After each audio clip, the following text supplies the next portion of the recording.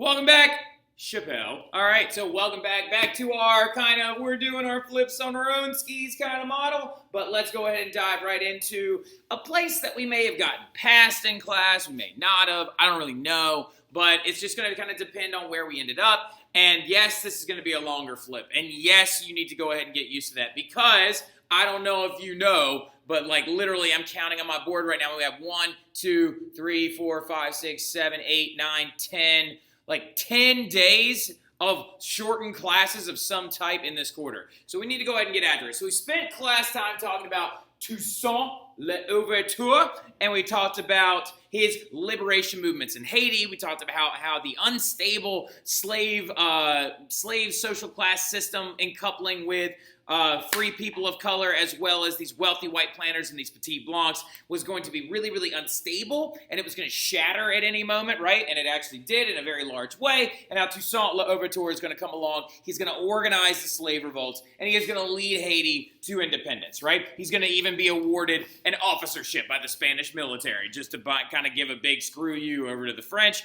And then, of course, the French National Assembly at the time, pre-Napoleon, is going to outlaw slavery. And then here comes Napoleon. He tries to bring it back again. He ends up sending Toussaint L'Ouverture away. Another revolt breaks out. Jean-Jacques Dessalines. Right? A very amazing story, a very cool story about the very first and only black colony to ever liberate itself completely. Not only, but the very first black colony to ever liberate itself from European control by means of force and organization, which is a really, really awesome story, right? So, but let's go ahead and jump straight into it. We are now moving into the Spanish colonies of Latin America, right? We're going to be talking mostly about South America, but every single modern-day Spanish every single modern-day Spanish country that you know of, Nicaragua, Ecuador, Venezuela, Peru, Uruguay, Paraguay, like everybody has had a liberation movement of some type, right? Because who were they originally controlled by? They were originally controlled by the Spanish, right? So, and for the longest time, pre-revolutionary movements, there was a really jacked up social class system that was set up inside of the Spanish colonies. So what you're going to need to do right now is you're going to need to hit pause, right? Go ahead and hit pause and take 2 seconds to draw this thing in your notes, okay? And then leave like a little bit of space underneath each of these to just describe who they are or what they are or whatever, okay? So go ahead and hit pause. All right, so anyway, welcome back.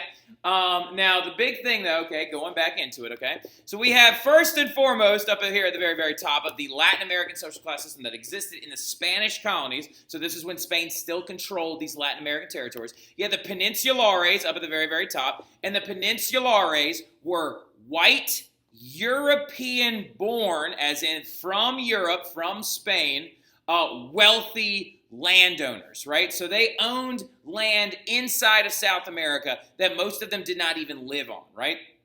So that's what a peninsulare is. And then why they're called that is because they're from the Iberian Peninsula of Europe, right? And the Iberian Peninsula includes Spain and Portugal, right? So, but anyway, the Spanish landholders, known as peninsulares, ruled predominantly over another wealthy class, but this class was not from Europe. This one's from Latin America, and they are called Creoles, right? Creoles, yes, the origin of the word Creole, as in Spanish descent, of course, going back to New Orleans when they were controlled by Spain. It's an entire delicacy and a cooking style and things like that. But it's also a social class that was within these Spanish colonies, right? So the Creoles are middle class to wealthy landowners in Latin America, but here's the kicker. They were born in Latin America, right? They are Latin Americans. For example, one guy we're about to talk about in a second considered himself Venezuelan, right? Another guy we're going to talk about here in a second considered himself Argentinian, right? They did not consider themselves Spanish or of Spain like the Peninsulares did, right? Then, of course, you had down here, like in the lower ranks, you had mulattoes, which were African and European descent mixed together. You also had mestizos, which was European descent and native mixed together. And then at the very, very bottom, you had slaves and natives, right? So this social class system, much like the Haitian social class system, is set up for failure, right? Now, the Haitian one was a little bit different by structure as well as by dissent and like disregard for one another, right? In the Haitian social class system, you had now like free people of color that were growing their wealth, which was making the petite blancs, the poor white laborers, mad. You had slaves that disliked everyone on the right side, the wealthy white planters and the petite blancs, because they were the ones indenturing them, abusing them, and then also like going over the top and forcing them into a life of bondage, right? You then also had the free people of color who disliked the wealthy white planters and the petite blancs. So that was a system of disregard and dislike and like just disassociation between those classes. This one, on the other hand, is not going to work out very well because it's set up for failure because it's going to turn into something like this, okay? Right there, that is a Rasta painting that represents this social class system because hypothetically speaking, this thing is going to falter early on. Put a star underneath your little like social class triangle and put, this was not capable of adjusting for new social classes. Because what happens theoretically if a Creole and a Mestizo have a child? Where do they go in the social class system? Oh, I don't know, Mr. What happens if a mulatto and a mestizo have a child? Where do they go in the social class system? Are they above or are they below? What if a peninsulare and a mestizo had a child together? Where do they go? So like this entire system is going to turn into something like this, where even later Enlightenment thinkers tried to figure out, well, a native and a mulatto, if they have a child, and then if they, and so it's going to set up to be very, very confusing. And the thing about it is what it ends up leading to is less class differentiation, a more of a sentiment of Latin American culture. People begin to consider themselves Venezuelan. They consider themselves Argentinian because that social class system was not set up to last very long, right? And just like when we talked about Haiti, what's going on in Europe right now as like this social class system is beginning to falter, right? Well, it's Napoleon, right? Napoleon is taking over everything left and right. This is during his Napoleonic Wars of Europe, and he's conquesting anything and everything he can get his hands on. Now, in 1808, he directly invades and takes over Spain, right? And when he does this, he removes the Spanish king, Ferdinand VII, and puts his brother in charge, Joseph. Joseph Bonaparte would become king of Spain. Ironically enough, Joseph Bonaparte was also married to Josephine's daughter, which was like a tremendous gap in age, and very weird that Napoleon, of course, we know his views on women, forced his stepdaughter to marry his brother, which is gross and weird. Now, anyway, but he does this, and the Spanish people are going to be irate about it. They're going to be very, very upset about it. Not Latin Americans, but the Spanish people from Spain are irate about it. They begin to make fun of Joseph Bonaparte. They call him a drunk. They make these political cartoons of him living inside a wine bottle and drinking his way out of it, right? And the big thing about it is a lot of peninsulares, right, who live in Spain are now going to be preoccupied with the wars going on in Europe, right? So they begin to pull troops and military out of South America and over into Spain.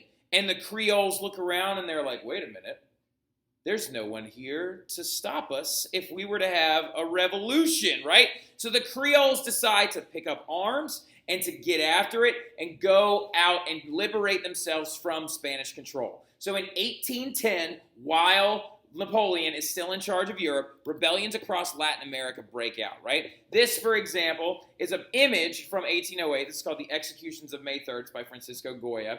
And it's actually showing Napoleonic forces shooting and killing people of Spanish descent during the Peninsular War and then also during the invasion of Spain, right? So you can actually see these people are believed to be rebels that were fighting against guerrilla rebels that were fighting against the Spanish or the French forces, and the French are literally just like shooting them in mass, right? So to understand this, that the peril in Spain is leading directly to revolutions, right? So since Spain is being invaded by Napoleon, the Napoleonic Wars in Spain are going to lead to this huge withdrawal of Spanish forces from the colonies, right?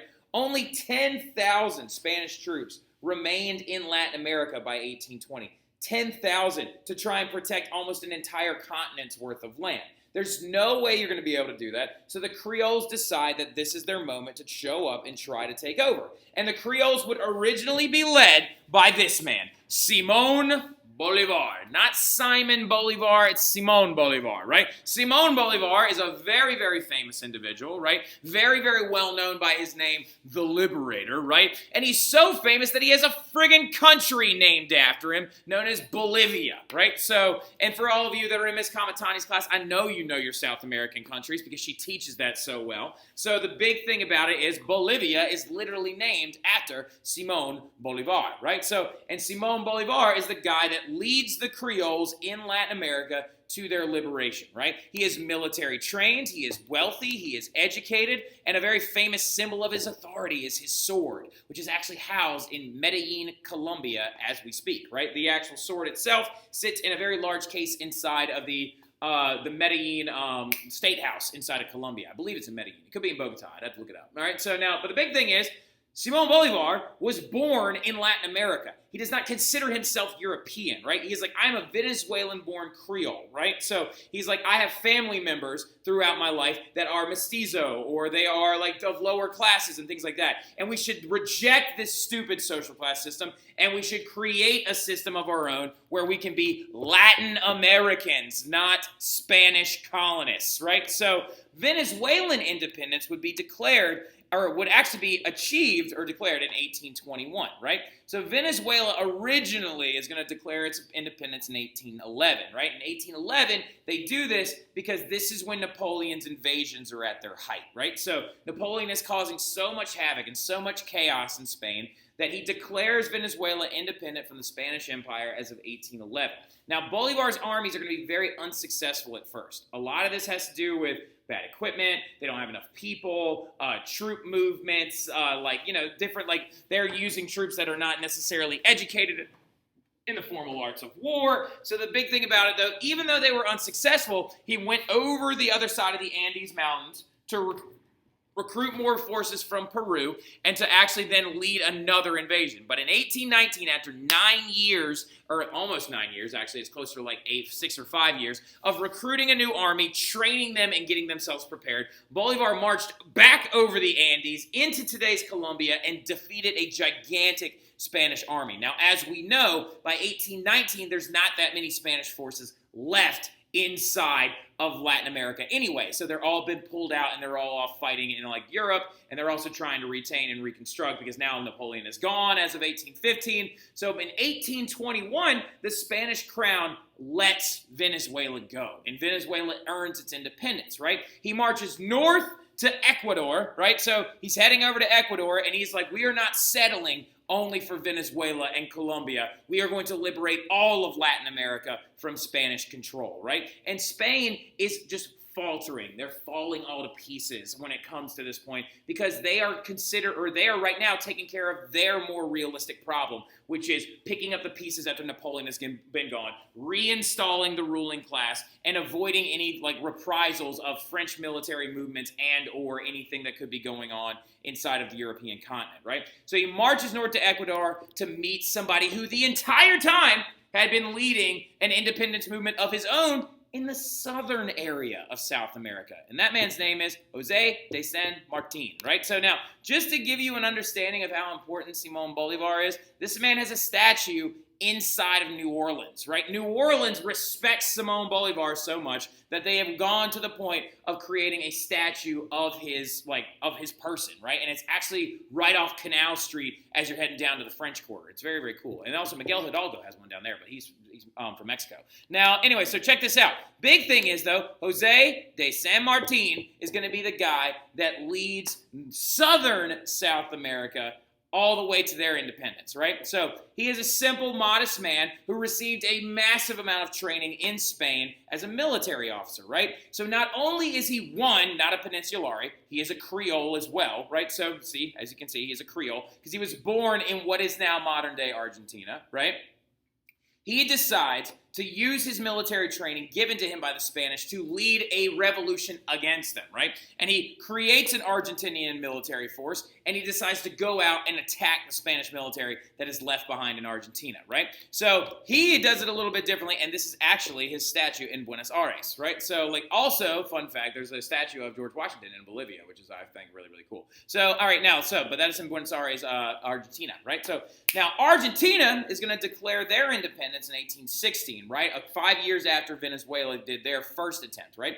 San Martin actually led an army across the Andes Mountains into Chile and joined a guy that was also trying to lead his own revolution, he's not that important in the sense that he's not going to pop up on your test, but I just love his name, right? So the Chilean independence movement guy is known as Bernardo O'Higgins. All right, so because apparently Bernardo O'Higgins' mother was Latin American and his father was an Irish immigrant to Latin America, and actually he ends up with the name of Bernardo O'Higgins, and he's one of the examples of what do you consider him? Because technically Bernardo O'Higgins would be then considered a mestizo, and he is contributing to this liberation movement, right? So he aids San Martin and frees Chile. They also then free Argentina. And then in 1822, San Martin begins to march northward with Bolivar to try and liberate Ecuador, right? And they decided on how they're going to remove the remaining Spanish forces from Lima, Peru, right? So if you actually pay attention to these maps, it's actually a very, very wild movement. Now, unfortunately, fast-forwarding way further into time, San Martin is going to die in 1815 in battle, okay? And he dies, of course, again, continually trying to liberate the Latin American countries, right? So he actually dies in battle. Bolivar, on the other hand, died 20 years before San Martin did. But San Martin is a very, very intense figure that led southern South America to their liberation against the Spanish, right? Now, Bolivar is going to be victorious at ridding most of Latin America from Spanish forces. And when he does this, he tries to establish a country known as Gran Colombia, right? So, and Gran Colombia is going to be a merging of all these countries up here as a large Latin American culture at its heart group, right? Or country itself. And so looking at these things right here, to give you an understanding, Bolivar liberated all of the areas right here in the northern section of South America.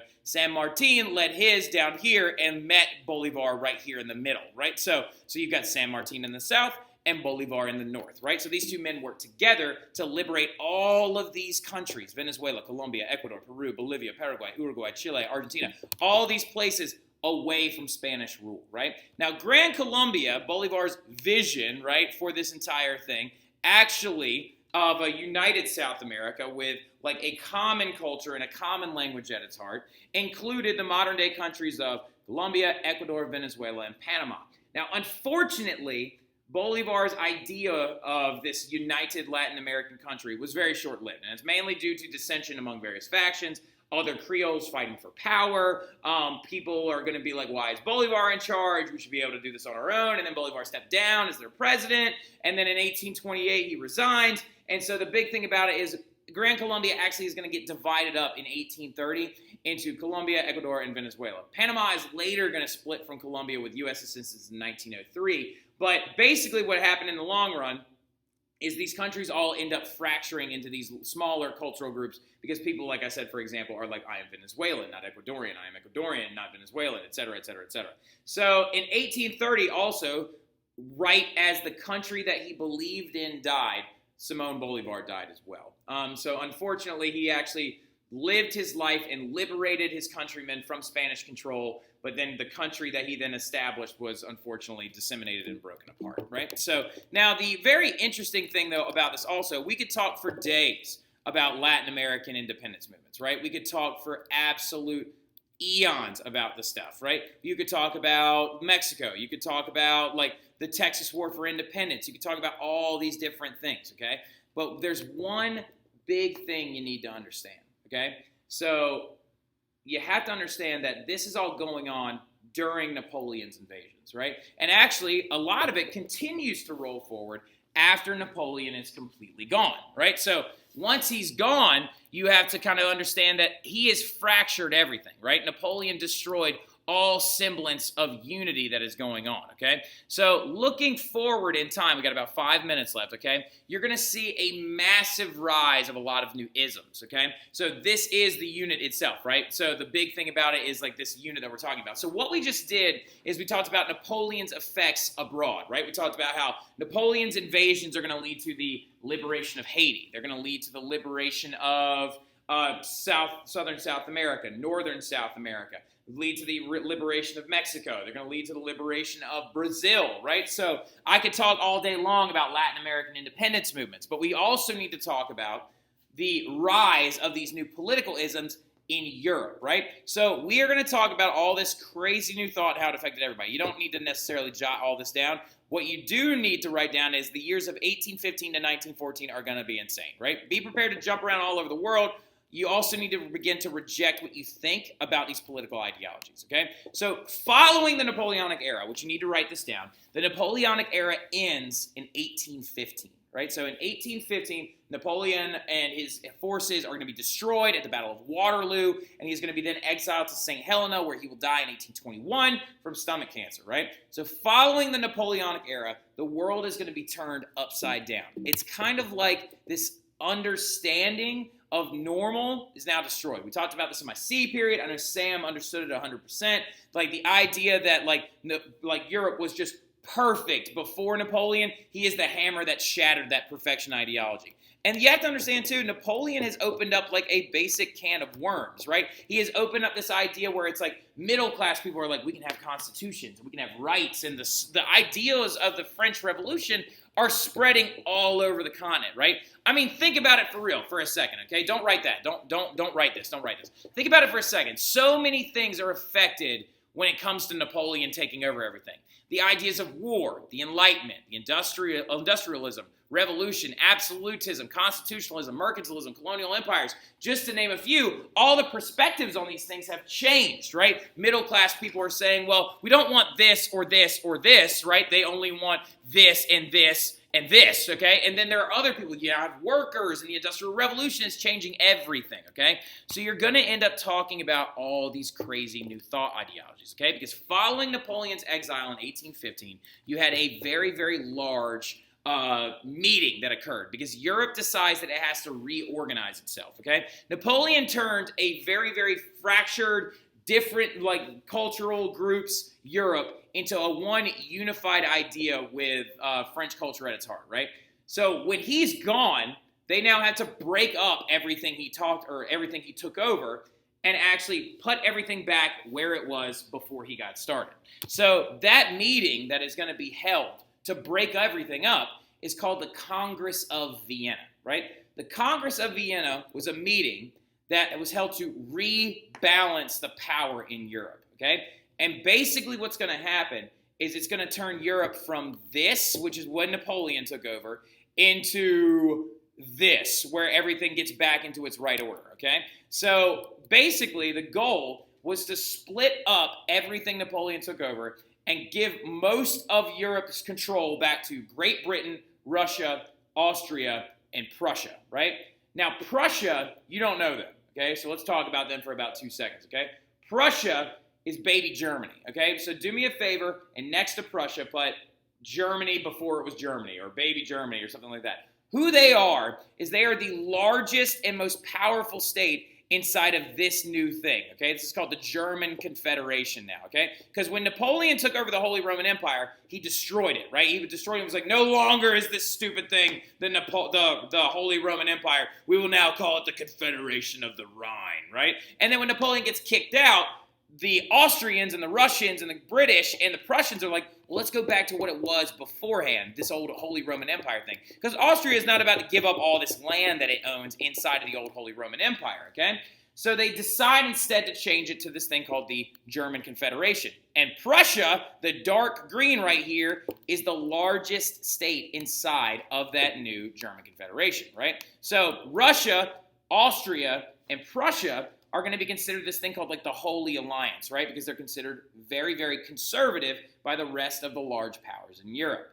Now, for something you need to understand is what's conservative, okay? So there are three political isms that we are going to talk about going on in Europe. This is going on after Napoleon's invasions and stuff like that, but there are three large isms that are growing, okay? So the first ism we need to discuss is called conservatism, right?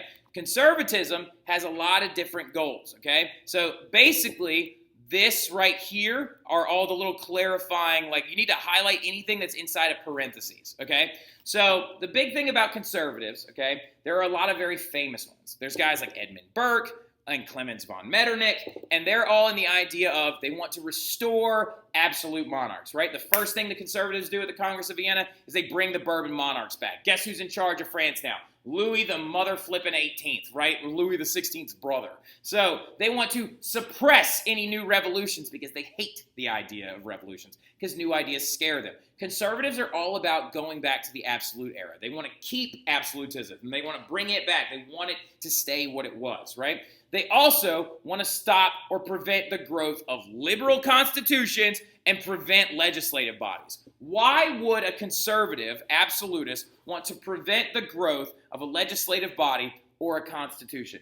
Well, they want to do this because that limits the power of their absolute ruler, okay? So they want to prevent or destroy liberal constitutions. They want to stop that growth of legislative bodies. They want little to no suffrage. And what suffrage is someone's right to vote. Because they believe that if someone has the ability to vote, they will then try to vote out their absolutist or vote people in that disagree with them, right? So they hate the idea of suffrage. They want to keep all the money and wealth inside of the elite classes, which is of things like mercantilism and government involvement in the economy. And who likes this? Who these people are? Conservatives are the old nobility and the old aristocracy, right?